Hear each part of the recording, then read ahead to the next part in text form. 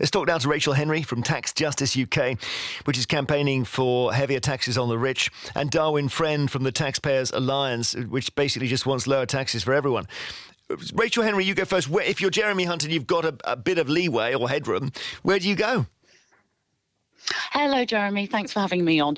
Look, I think the priority at the moment is really investment in public services. And I think this conversation about low tax is really about the Chancellor trying to placate his backbenchers rather than really listening to what people want. Across polls, people are saying that they are concerned about the state of public services.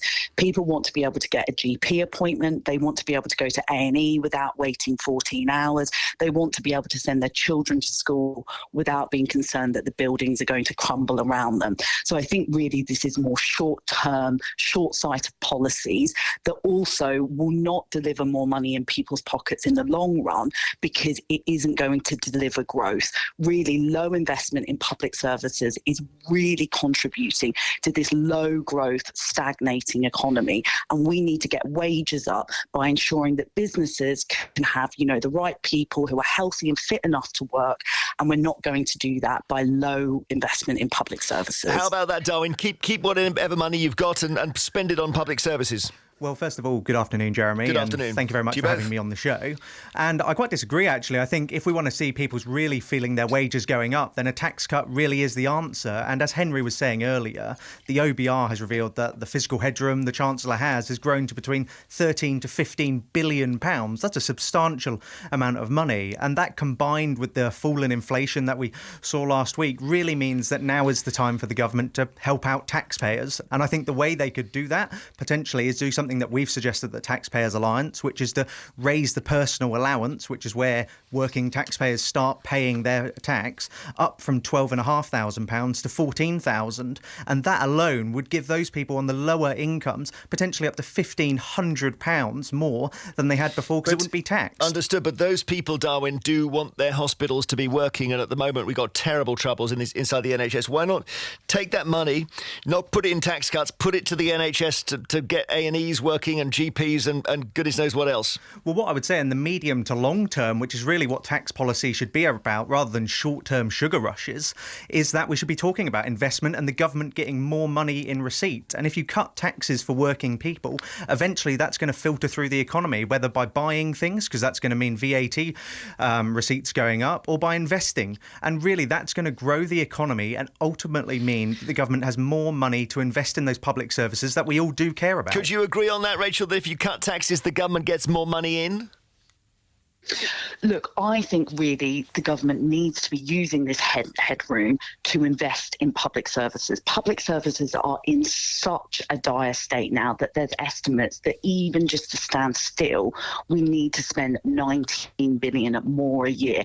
And I mean, standing still, I don't think anybody is really, happy with at the moment. The state of the NHS is also causing massive knock-on impacts to people's personal finances, as lots of people are probably having to opt out and go to private healthcare.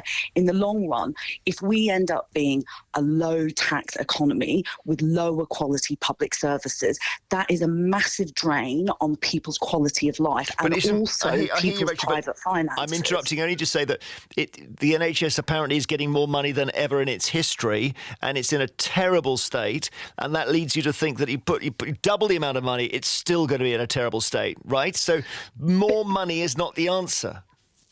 Well, I think it is, because comparative to the NHS's need, considering that it's come through a global pandemic, the likes of which we've never seen, comparative to the fact that it's been starved of funding for the last 13 years, we have an ageing population, and we've also had really short-sighted policy in terms of the NHS. They haven't had capital investment in the way that they have needed for many years. They need digital upgrades, they need new computers, they need new equipment, and if we constantly starve it of money, it is going to lead to lower quality services. We need to spend to get productivity up. There we are, Darwin. It's a very, very big chasm between the two of you. Well, I think it is, because I'm saying that taxpayers are really suffering right now. I mean, we've got a 70-year high tax burden right now. And if we look at what the OBR is forecasting for next year, that's set to hit another record. So if this isn't the environment for the government to really help those working taxpayers to be able to afford the essentials they need. I mean, they're not going out to Selfridges or expensive shopping. What they're trying to pay for is their weekly shopping bills, their energy bills. And if the government can't help them now, when we've got a record tax burden, then when are they going to help them? But the trouble with your model, Darwin, surely, is that you say that the lower taxes are, the more money the government gets. At some point, that stops, for sure, doesn't it? Because you can't cut them to zero. Definitely. What is the optimum? Well, there is an optimal level, and there isn't a consensus around what that optimal level is. Some people would say it would be in the 30%. Some people would say it'd be a little bit below that. There isn't a general consensus among economists as to what that level is. But I think what the general consensus would be right now is that this level is too high. And what the current Chancellor needs to do at the autumn statement on Wednesday is to not only cut taxes, but make our tax system simpler. Because at the minute, it's far too complicated, which is only going to discourage investment in the long term. Thank you both very much indeed, Darwin Friend from the Taxpayers Alliance and Rachel Henry from Tax Justice UK.